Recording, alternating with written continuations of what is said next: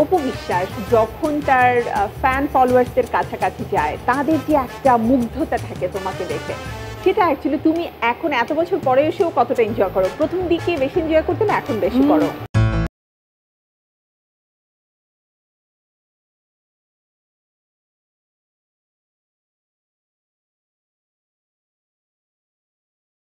তুমি আর আমি এই সুযোগে একটু গল্প করি। বেশ কিছু চলচ্চিত্র তোমার সাইন করা আছে এবং নিয়মিত কাজ চলছে, এবং পাশাপাশি আমরা প্রচুর দেখি হচ্ছে বিভিন্ন ওপেনিং সেরেমনিতে রয়েছে, ফটোশ্যুট চলছে, বিভিন্ন ব্র্যান্ডের হয়ে কাজ করছো। তো অ্যাকচুয়ালি অপু বিশ্বাস যখন তার ফ্যান ফলোয়ার্সদের কাছাকাছি যায়, তাদের যে একটা মুগ্ধতা থাকে তোমাকে দেখে, সেটা অ্যাকচুয়ালি তুমি এখন এত বছর পরে এসেও কতটা এনজয় করো? প্রথম দিকে বেশি এনজয় করতে না এখন বেশি করো? প্রথম দিকে না মানে একটু কেমন মনে হতো, মানে ফ্যানরা একটু তাকালো না কেন, ট্রাই করতাম দেখুক না। তারা যখন কাছে আসে তখন না নিজের কাছে মনে হয় যে অনেক বড় একটা অ্যাওয়ার্ড পেয়ে গেছে। মানে আমার কাছে মনে হয় যে স্টেজে উঠে একা অ্যাওয়ার্ডের যে আনন্দ, একটা 10 জন দর্শক যখন আমার কাছে এসে বলছে আপা আপনাকে ভালো লাগে, আপনার এই কাজ দেখেছি সেই কাজ দেখেছি, অমুক কাজের আশায় আছি, তখন মনে হয় যে অনেক বড় একটা কাজের স্বীকৃতি পেয়ে গেলাম। খুবই এনজয় করি, অন্যরকম একদম অন্যরকম একটা ফিলিংস, যে মানে এটা ভাষায় বলে বোঝানো যাবে না। তো এবারে রান্নার কি অবস্থা একটু দেখে নেই। মাংসটা এবার সেদ্ধ হয়ে গেলে সব শেষ। ওকে, অ্যান্ড বেশ ভালো একটা মানে আমি সরিষার যে স্মেল সেটা কিন্তু পাচ্ছি এখন। আচ্ছা, কয়েকটা কাঁচা মরিচ ছিঁড়ে দিলে প্লিজ দিয়ে দাও। চলে আসবে। আই থিঙ্ক তুমি কাঁচা মরিচটা ভেঙেও দিতে পারো। হ্যাঁ হ্যাঁ হ্যাঁ, আগুনের ভয় আছে না? তোমাকে কিন্তু আজকে খুব সুন্দর লাগছে, হাত ভর্তি করে চুড়ি পরেছো, দেখতেই ভালো লাগছে। কারণ আছে তো, রান্না করবো না না জাস্ট কিডিং আর কি। মানে একটু ঈদ রেখেছে, আমি তো একটু সাজুগুজু কম করি। আমার মানে মনে হয় যে সাজুগুজিটা ভালো, বাট আমার মাঝে মাঝে খুবই ন্যাচারাল পছন্দ হয়। মানে আমি জাস্ট লিপস্টিকটা আমার অনেক প্রিয়। এটা আমি দেখি যে তুমি রিসেন্ট টাইম যেখানে তোমার সাথে আমার দেখা হয়েছে, তুমি খুব ন্যাচারালি নিজেকে রিপ্রেজেন্ট করতে পছন্দ করো। আমার খুব ভালো লাগে। তো শুধু সিনেমার ক্যারেক্টার ছাড়া মনে হয় যে সব জায়গায় যদি আমাকে এমনি যেতে বলতো আমি খুব খুশি হয়ে যেতাম। তো এবার খুব হালকা আছে একটু ঢেকে রাখলে জিনিসটা জমে যাবে, মাংসটা সেদ্ধ হয়ে গেলে আই থিংক আর একটু গ্রেভি হয়ে আসবে, এন্ড চিকেনটা একটু উঠে যাবে। আমরা কি লবণটা একটু টেস্ট করে দেখব? এটা হতে পারে, কারণ আমি খুবই অল্প দিয়েছি। তুমি টেস্ট করবা? তুমি করে বেশি ভালো বুঝবে আমার থেকে। দেখা যাক।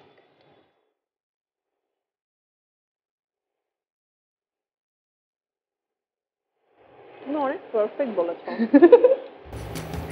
সিরিয়াসলি মানে আমি যদি এটা রাঁধতে যেতাম আমি লবণ বেশি দিয়ে ফেলতাম, ট্রাস্ট মি। মানে তুমি যে অল্প লবণ দিয়েছো, হ্যাঁ আমার সন্দেহ ছিল যে লবণটা একটু কম হতে পারে।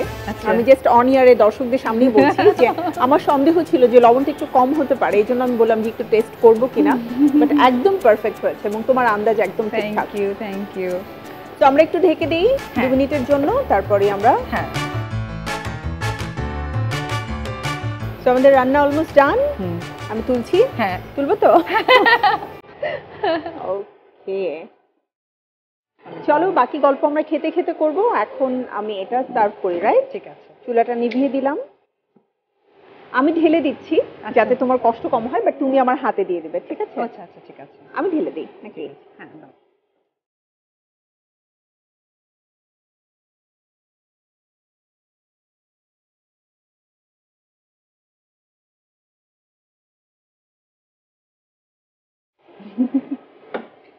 এখানে তুমি কিছু কাঁচামরিচ রাখতে পারো, একটু ড্রেসিং হয়ে গেল। একটু তোমার ধরো কি বলে, একটু গাজর, ইয়েলোর মধ্যে একটু রেডটা ইয়ে হবে। কেউ যদি একটু কালারফুল পছন্দ করে, এক্স্যাক্টলি। টমেটোটা আবার যাবে না এখানে, এই কারণে যাবে না কারণ টমেটোর যে গ্রেভি এটা সরিষার সাথে ভালো লাগবে না, সো এই জন্য গাজরের কথাটা বললাম। ওকে, সো এখন আমার হাতে তুমি তুলে দাও মজার রেসিপি। এই নাও সরিষা চিকেন। Thank you. মানে ঘ্রাণটা আমি এই জন্য নিলাম যে আমার সকাল থেকে মনে হচ্ছিল একটু ঠান্ডা ঠান্ডা লেগেছে, তো এখন আমার মনে হচ্ছে যে এটা খাওয়ার পরে আলটিমেটলি আমার ঠান্ডাটা চলে যাবে। তো থ্যাংক ইউ অপু, চমৎকার চটজলদি একটু রেসিপি করে দেখানোর জন্য। আর প্রিয় দর্শক, আপনারা নিশ্চয়ই দেখে নিয়েছেন আপনাদের ঢালিউড কুইন অপু বিশ্বাস কীভাবে বাসায় মজার এই সরিষা চিকেন রান্না করে খায়। এবারে অপু বিশ্বাস আমাকে সার্ভ করবে আর আমি খাবো, বুঝতেই পারছেন আমি আজকে খুব স্পেশাল একজন।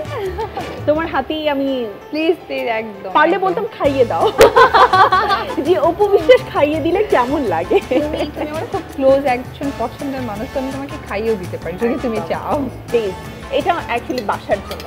রাইসটা খুবই কম খাবো বিকজ আজকে আমি চিকেন খেতে চাই। প্লিজ প্লিজ, হ্যাঁ আজকে আমি চিকেনটাই খেতে চাই, তোমাকে এইটাই লেগ পিস। হ্যাঁ, এটার প্রতি আসলে অন্যরকম একটা ফ্যাসিনেশন আমাদের সবার থাকে। একটু গ্রেভি দেবো। হ্যাঁ প্লিজ, বিকজ এই সরিষার গ্রেভিটা খাওয়ার জন্য আমি আজকে এনাও। Thank you. তুমি একটু নাও। আমি আচ্ছা ঠিক আছে, আমি খুবই একটা ছোট্ট পিস নিয়ে নিব বিকজ আমি রান্না করেছি তোমাদেরকে খাওয়ানোর জন্য। বুঝতে পারছি, মানে কনফিউজ খেয়ে কি বলে একটু শুনে একটু ভয় পাচ্ছি কিন্তু। হ্যাঁ আচ্ছা তুমি Okay. আগে খেয়ে আমি আমাকে একটু টেস্ট করে দেখি। ভয় পাচ্ছি ভয় পাওয়ার কিছু নেই, খুবই মজা হয়েছে। সিরিয়াসলি।